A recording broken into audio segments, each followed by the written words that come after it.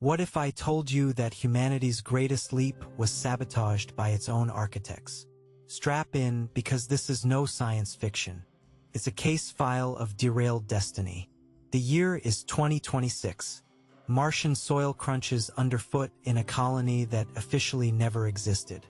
Welcome to the suppressed reality of Ares Base, our rightful home, stolen by the political maneuvers of the 20th century.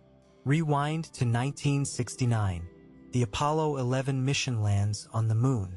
But what the textbooks omit is NASA's parallel agenda. Operation Ares, a covert blueprint for Mars colonization, budgeted under the guise of satellite maintenance. Declassified documents reveal an intricate web of facilities and prototypes, strategically obscured by Cold War drapery. Why Mars and why the secrecy? Simple. Resources, helium-3 deposits, rare metals, the lifeblood of technological supremacy. Fast forward to 1976. Viking 1 and 2. Publicly, they were unmanned probes. In reality, they were reconnaissance scouts, mapping Martian geography for permanent habitation. Their landings were precursors, scouting sites for human settlement. Examine the telemetry data. Discrepancies in recorded coordinates versus visual logs. Evidence of tampered entries, or a deliberate misrepresentation by NASA's gatekeepers. By 1981, Space Shuttle Columbia was outfitted with clandestine cargo, components for a prototype Martian habitat. The materials, titanium alloys and carbon composites, engineered to withstand cosmic radiation. Yet, officials denied any knowledge. Why the cover-up? Enter the corporate leviathans. Energy and defense industries threatened by the implications of limitless Martian resources. Mars was a wild card that could bankrupt them overnight. By the 1990s, interagency memos spoke of budgetary reallocations from these Martian projects, funneled into terrestrial concerns. Petty politics, greed, and fear conspired to defund humanity's future. Yet, whispers persisted. Insiders spoke of a shadow network, a coalition of visionaries and exiled scientists continuing the work in secret. They were labeled as radicals, outcasts. But were they the real pioneers? Now, 2026. Ares Base stands as a testament to human ingenuity, its architecture stark and utilitarian, composed of interlocking hexagonal modules, each a fortress against the harsh Martian climate. The airlocks are marvels of engineering, utilizing air compression technology that defies our current understanding. Inside, hydroponic gardens flourish under spectra-adjusted LED lights, ensuring self-sufficiency. Food security on another planet, achieved decades ago, yet unknown to the billions back on Earth. Look at the power infrastructure. A resonant frequency Tesla coil network, drawing energy from the planet's magnetic field. This isn't futurism. It's suppressed technology, pioneered by Nikola Tesla himself, hijacked and buried by corporate interests to maintain the fossil fuel monopoly. Every light on Ares Base is a beacon of what we could have had. The current Martian population, 300 colonists, descendants of Earth's forgotten pioneers, living in a self-sustaining utopia. Meanwhile, Earth's tech giants scramble to commercialize their monopolies, blind to the fact that sustainable life off-planet is not just possible but has been thriving under their noses. So why hasn't this reality been broadcast to the masses? The simple answer: control. The implications of a thriving Mars colony dismantle global power structures. The gatekeepers have rewritten the narrative, lest the status quo falter. The evidence is there under layers of classified redactions and corporate NDAs. The real question isn't just about what if the space race never ended. It's about why we let it. We're not lacking in technology or ingenuity. We're prisoners of an old guard, clutching at the thin threads of their dwindling influence. Ares Base stands as a monument to the path not taken, a suppressed legacy yearning for rediscovery. Imagine standing on terraformed soil while earthbound empires scheme to keep you in the dark. Ares Base isn't just about survival. It's a thriving hub of innovation, deliberately kept off the radar by those who profit from ignorance. Let's dissect the anatomy of this extraordinary social experiment. First, the Martian atmosphere. Officially, it's a death sentence. But enterprising scientists in the 1980s pioneered atmospheric conversion tech, creating breathable air from Martian CO2. The catalyst?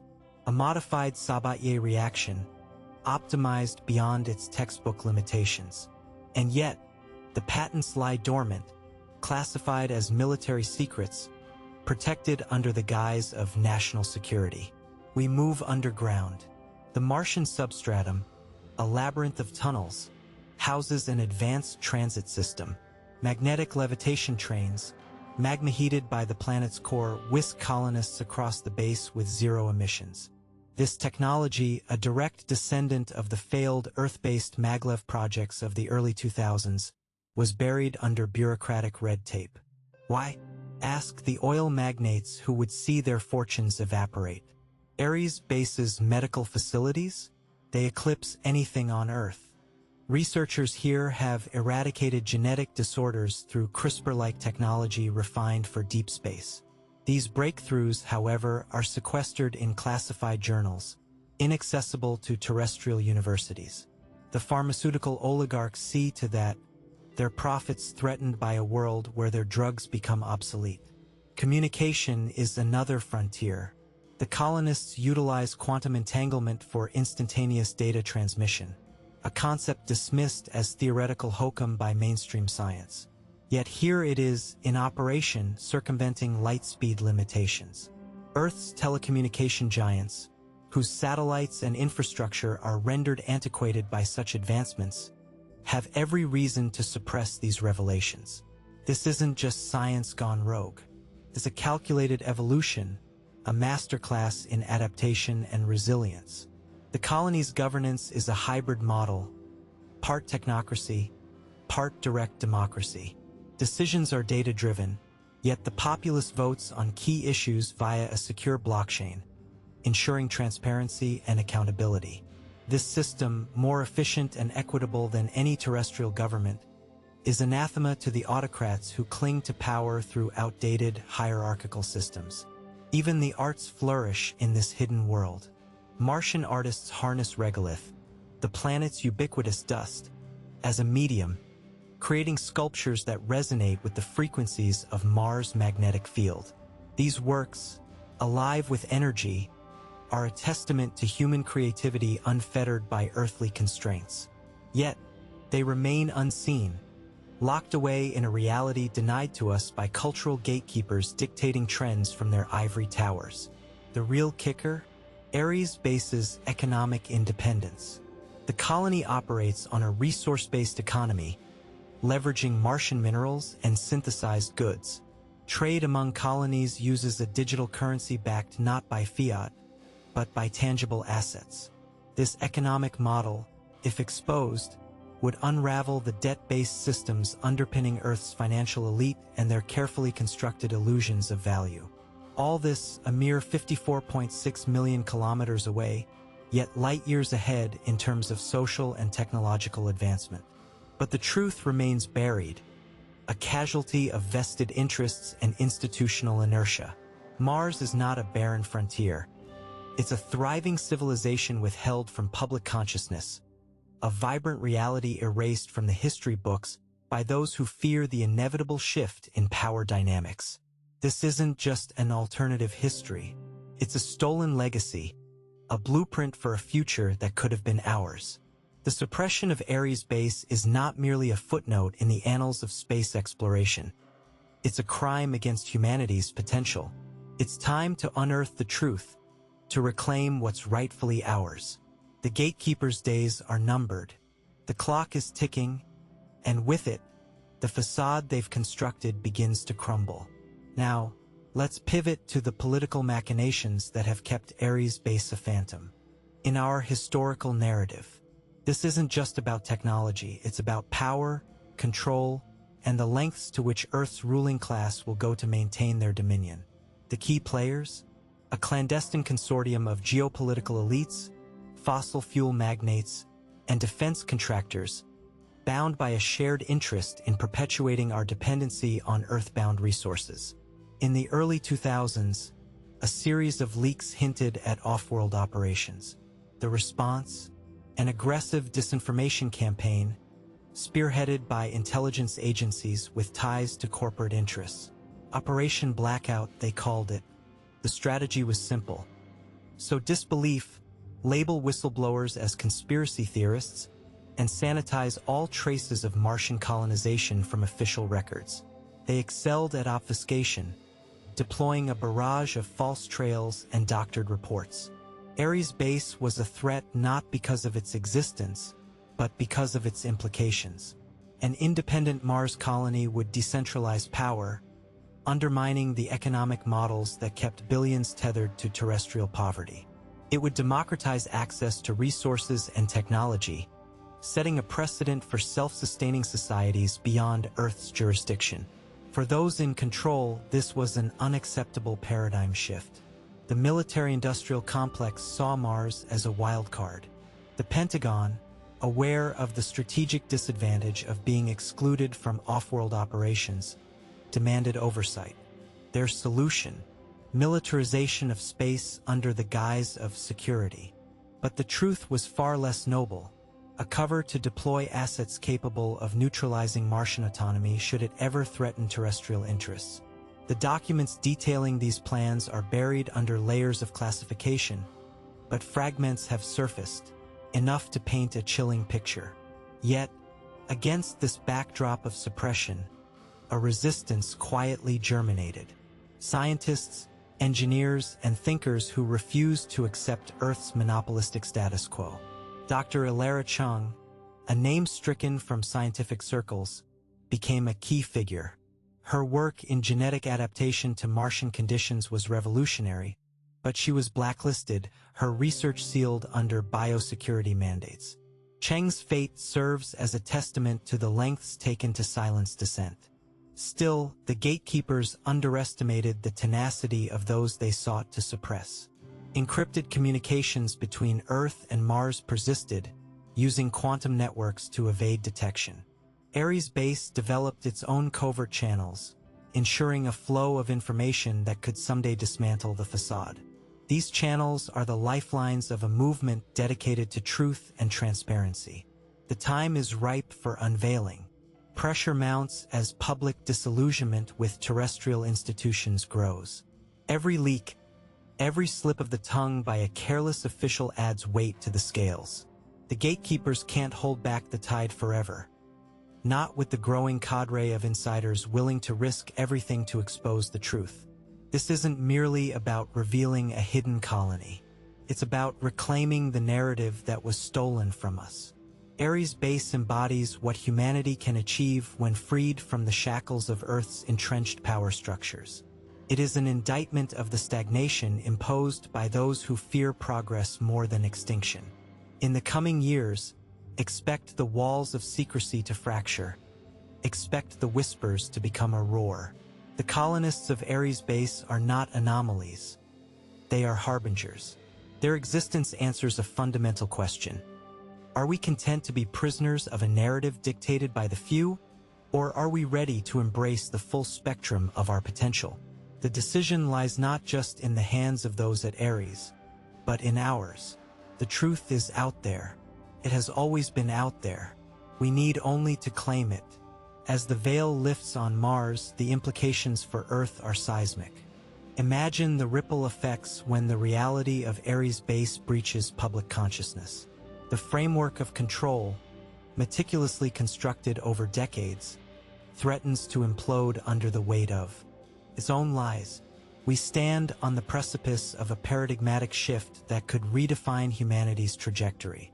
The first tremor? A global reckoning with energy politics. Ares Base has harnessed a fusion energy system, utilizing lithium and helium-3 harvested from the Martian crust. These reactors are decades ahead of anything on Earth, offering clean, unlimited power.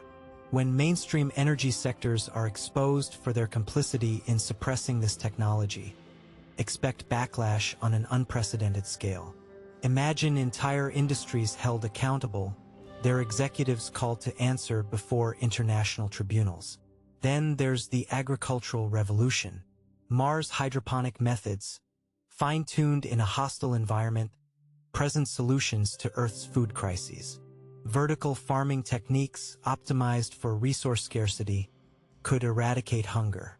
This technology, hidden in plain sight, will challenge agribusiness giants who have thrived on engineered scarcity. Their grip on the food supply chain will falter, unlocking new potential for sustainable agriculture worldwide. Expect social upheaval as well. The governance model of Ares Base, with its blend of technocracy and direct democracy, offers a blueprint for dismantling archaic political systems.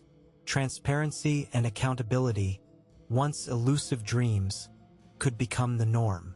Earth's bureaucratic inertia will face an existential threat as citizens demand reforms inspired by Martian governance. An empowered populace will no longer tolerate the inefficiency and corruption that have characterized terrestrial governments. The psychological impact is equally profound. The knowledge that humans are thriving off-world will fracture Earth's anthropocentric worldview. Mars colonists, born into dual-planet citizenship, will challenge notions of identity and belonging. This will spark cultural evolution as art, philosophy, and spirituality adapt to a multiplanetary existence. The gatekeepers will struggle to contain this ideological shift as traditional narratives crumble in the face of a broader cosmic perspective. Education, too, will undergo transformation. Ares Base's approach to learning, rooted in experiential and adaptive methodologies, stands in stark contrast to Earth's standardized systems. As these Martian educational paradigms emerge, they will dismantle the old guard's monopoly on knowledge dissemination. Institutions that have long profited from outdated pedagogical models will face obsolescence, as open source and personalized learning become the new standard. However, the transition won't be smooth. Expect fierce resistance from those with vested interests. The gatekeepers, though weakened, will not capitulate easily. Disinformation campaigns will intensify, desperate attempts to discredit the revelations and maintain their waning influence. But they are playing a losing hand. The truth, now a flood, cannot be contained by the levees of deceit. Even as these revelations reshape Earth, Ares Base prepares for its next frontier. The colonists are not content to remain hidden. They aim to expand humanity's footprint beyond Mars. Their sights are set on the asteroid belt, rich with untapped resources, and the moons of Jupiter and Saturn, each offering new challenges and opportunities. The advent of interplanetary civilization is at hand, no longer a speculative dream but a tangible, inevitable destiny. In hindsight, the suppression of Ares Base reveals a tragic irony, that those who sought to control humanity's fate only delayed our evolution. But the tide has turned. The narrative is shifting from one of constraint to one of liberation. As the truth about Ares Base unfolds, it will serve as a catalyst for awakening, for reclaiming the legacy of exploration and innovation that was always rightfully ours. The question remains, are we ready to embrace this new reality? The gatekeeper's grip loosens with every revelation. It's time to step into the light. As the dominoes fall, the final piece of the puzzle reveals itself. The ethics of our cosmic inheritance. The revelation of Ares Base is more than an exposé of technological suppression. It raises fundamental questions about responsibility, stewardship, and the very ethos of human expansion into space. What does it mean to wield such power, to alter the destiny of planets and potentially entire star systems? Ares Base's leaders face a dilemma unheard of by Earth standards.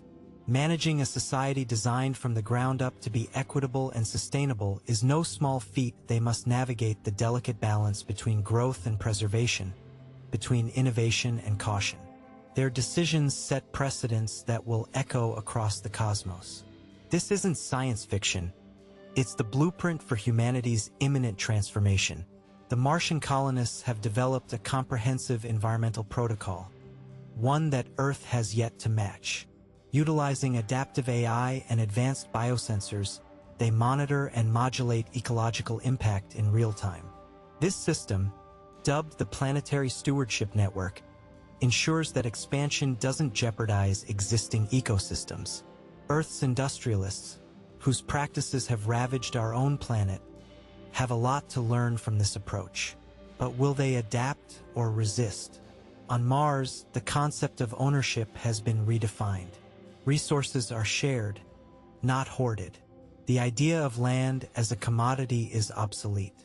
Instead, the focus is on collective benefit and sustainability. If these principles infiltrate Earth's economic structures, expect a major upheaval in property law and wealth distribution.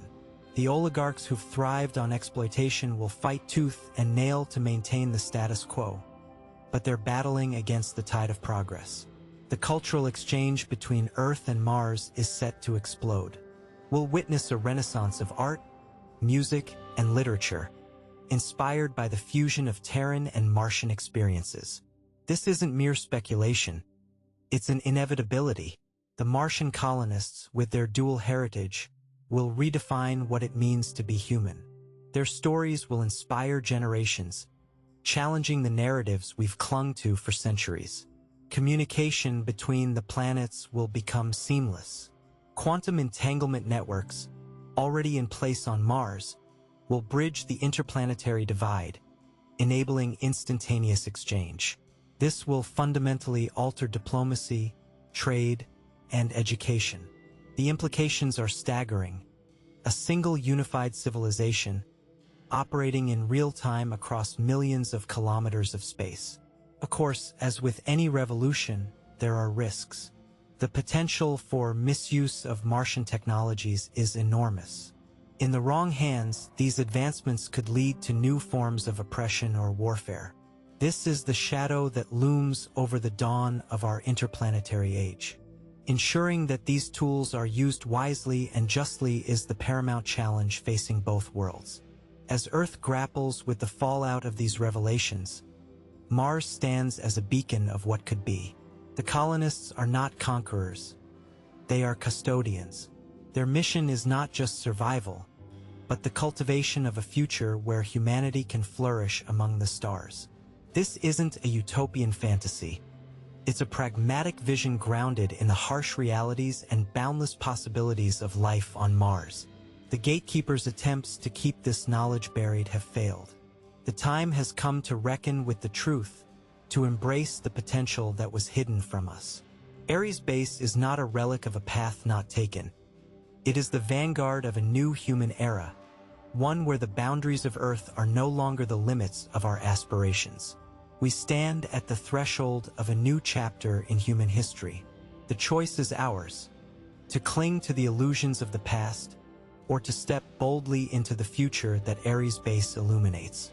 The cosmos awaits our answer, and it's high time we respond.